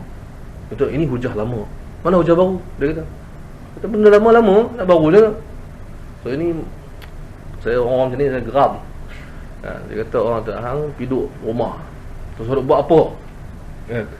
Kita ajar tafsir, balik-balik tafsir. Dia otak kita tafsir Fatihah tafsir surah lain. Surah Fatihah lama lah. Nampak orang negatif tu, pemikiran negatif. Lepas tu kalau dia cerita semua betul, dia kritik orang semua betul. Dan orang macam ni selalunya akan mempelekehkan jasa orang. So kita janganlah, setiap orang ada kelebihan. Walaupun dia imam-imam dulu pun ambil ilmu daripada orang yang pelbagai. Walaupun guru dia itu mungkin tak pandai hadis, tapi pandai bahasa, dia ambil. Tak pandai bahasa, pandai hadis, dia ambil hadis. Jadi kita kena pelbagai. Saya rasa buka pada soal jawab lah, kalau ada perbincangan. Cuma kesimpulan kita pada malam ni ialah berhati-hatilah dalam kajian moden, kerana terlampau banyak benda yang kita tak pasti, yang kita tersalah. Yang mana pengkaji moden ni, mereka adalah orang manusia yang kita katakan hebat, tapi kehebatan mereka tak sampai hebat macam muhadis dulu, menyebabkan ada di antara mereka yang buat silap, dan kita tak dapat kesan, ataupun kita ikut, dan kita ikut tidak ulang silap yang sama. InsyaAllah benda ni dan manfaat kepada kita semua lah, insyaAllah. So saya buka soal jawab. Nak tanya tips. Macam kita ni bukan semua menguasai bahasa Arab. Jadi banyak bergantung kepada terjemahan. Kita kerja-kerja modis moden dan sebagainya. Jadi bagaimana kita nak tahu sama ada kerja itu adalah agak tepat ke, jauh menyelewengkan? Macam mana kita nak pastikan ke, atau ada idea ke? Antara cara ni ialah kita tadi kita dah sebut, kita baca banyak tajuk yang sama daripada banyak pengkaji. Itu antara cara lah kita boleh dapat kesan. Maksudnya sekarang ni kita contoh macam tadi, contoh terjemahan hadis lah. Terjemahan hadis, contoh terjemahan hadis, huraian hadis. Kalau boleh kita cari daripada sumber yang banyak, bagaimana terjemahan tu ataupun huraian tu. Contohnya macam bab hukum juga lah, hukum fiqah. Kita kan bila kita tengok satu hukum, kita mungkin tertanya-tanya apa kata ulama lain tentang hukum ni. So tu cara kita buat lah. Kita buat perbandingan. Saya beri contoh tadi apa? Dan bab mustalah. Okey, contoh mustalah.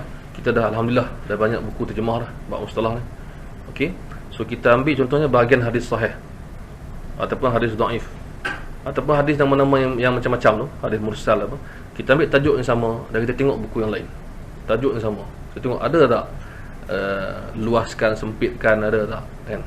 Contoh macam satu masa lalu saya contohnya kita pelajar-pelajar hadis, kita baca buku, antara buku popular kita baca ialah buku Dr. Nuruddin Aitir, Manhajun Naqdi fi Ulumil Hadis. Buku tu jadi macam silibus dekat universiti.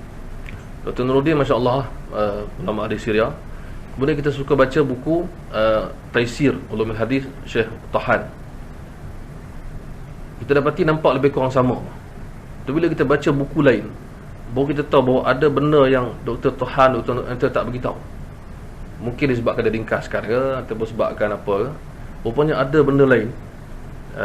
Saya tak katalah kesalahan yang nyata, tapi maklumat tu tak lengkap. Tambah Dr. Tahan memang dia buat buku tu untuk ringkas, terlalu ringkas, sampai kita tak akan dapat gambaran sebenar. So bila kita baca buku lain dan baca buku lain, akhirnya kita dapati macam contoh saya baca satu buku tentang Imam Zahabi, Muqidhah tadi. Dia beritahu kadang-kadang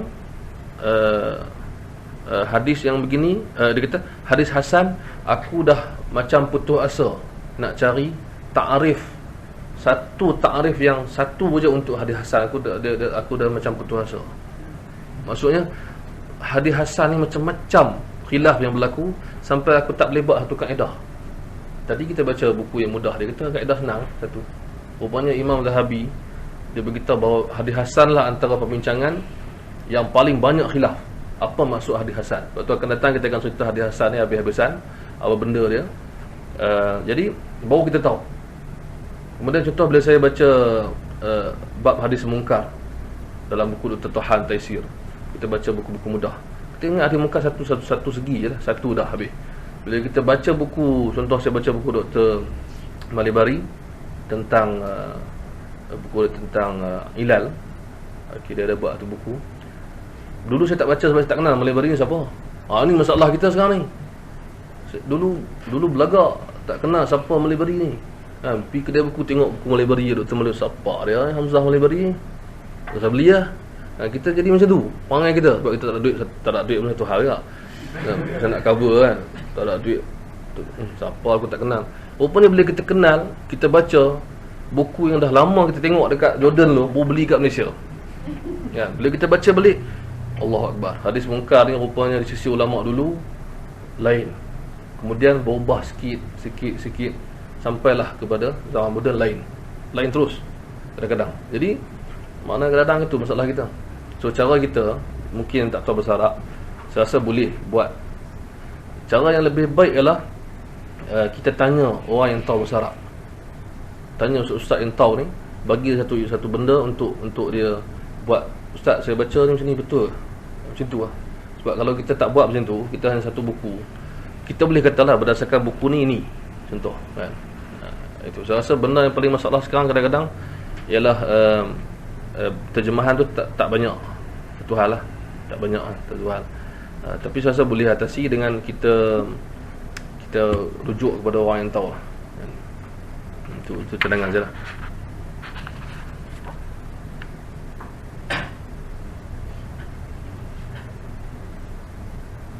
Kita ni penuntut ilmu ya, tak sampai tahap gaji pun, tapi kita tahu bahawa benda ni sekurang-kurangnya berlaku dan para ulama hadis moden sendiri yang beritahu benda-benda ni.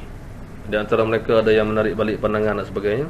So kita lebih berhati-hatilah.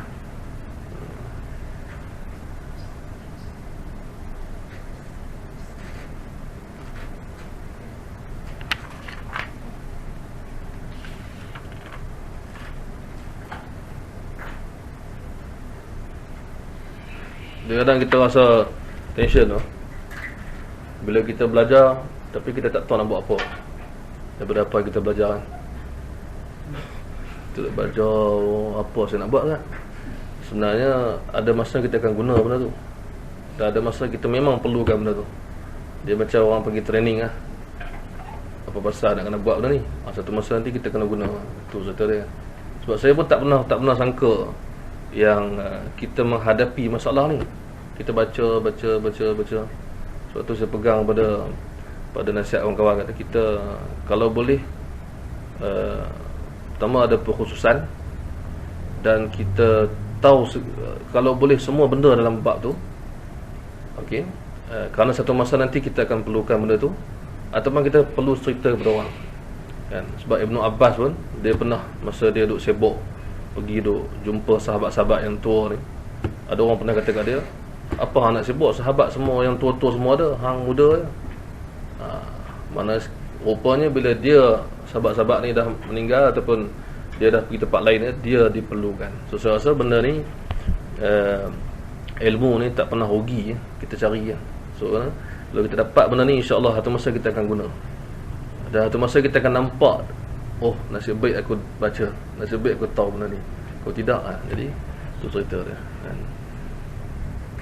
Ramai orang mungkin suka pergi kuliah-kuliah ataupun program atas sebab-sebab lain lah, bukan sebab ilmu kan. So kita tak apa, alhamdulillah kita sebab ilmu.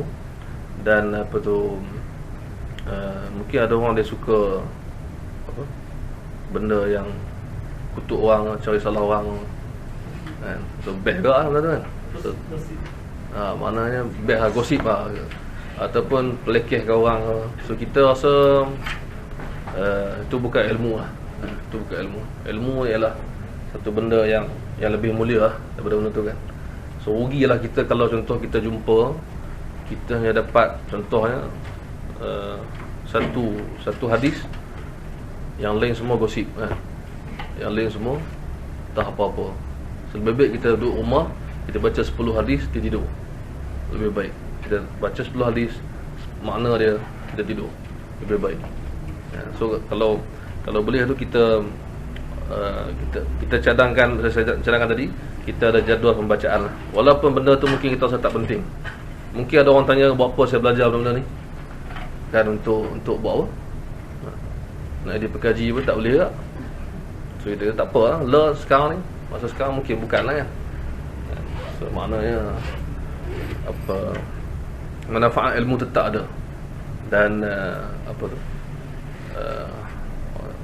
kalau kita nak pilih satu benda yang apa, yang memudahkan, mudah, kita boleh pilih.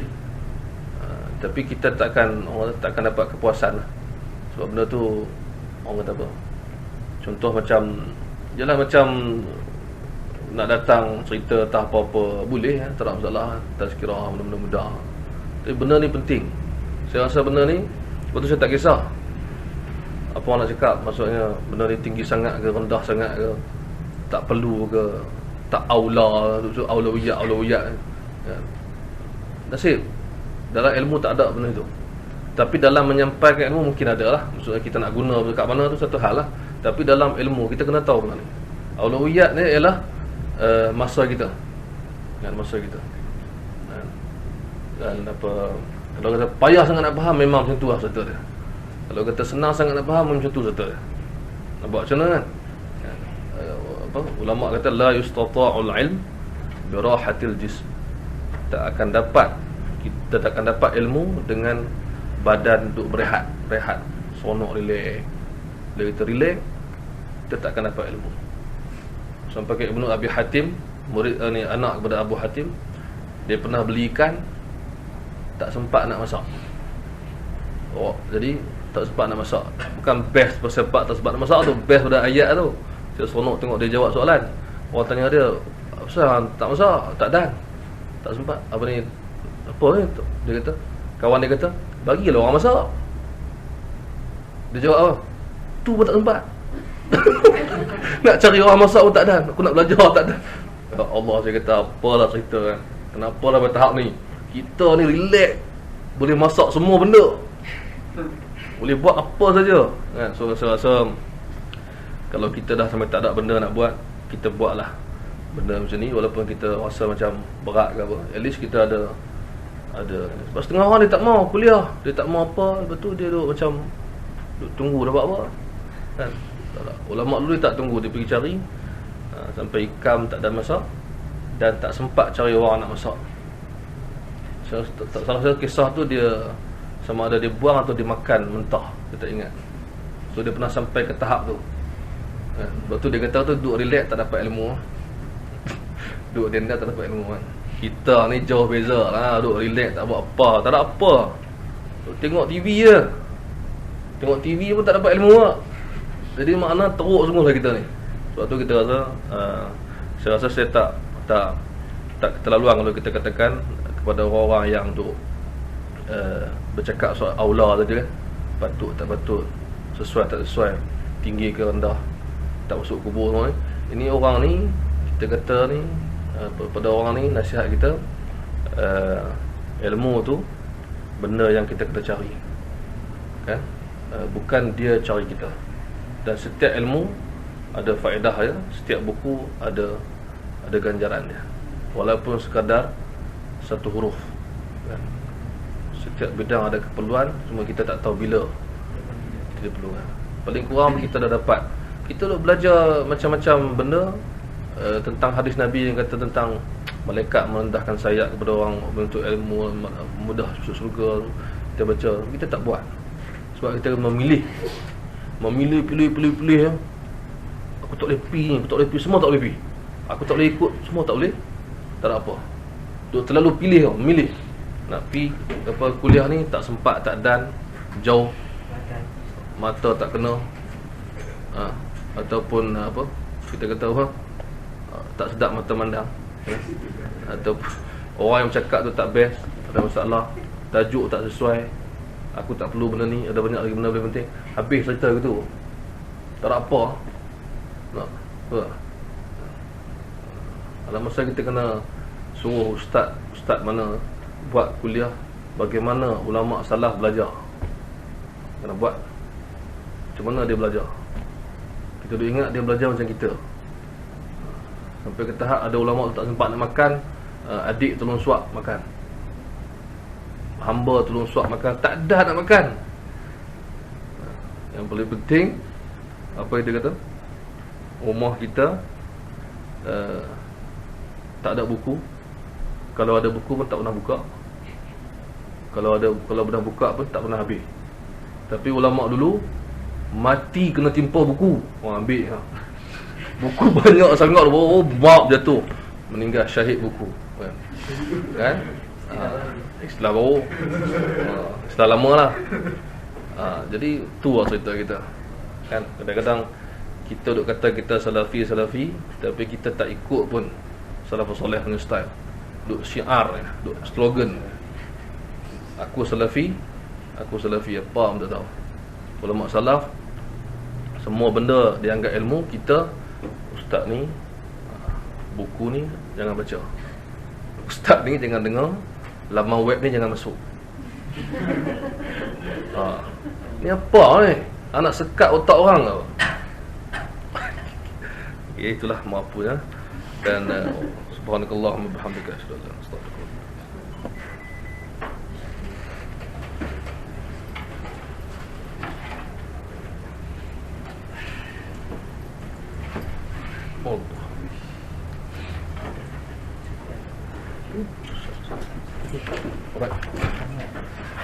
Alhamdulillah. Assalamualaikum warahmatullahi wabarakatuh.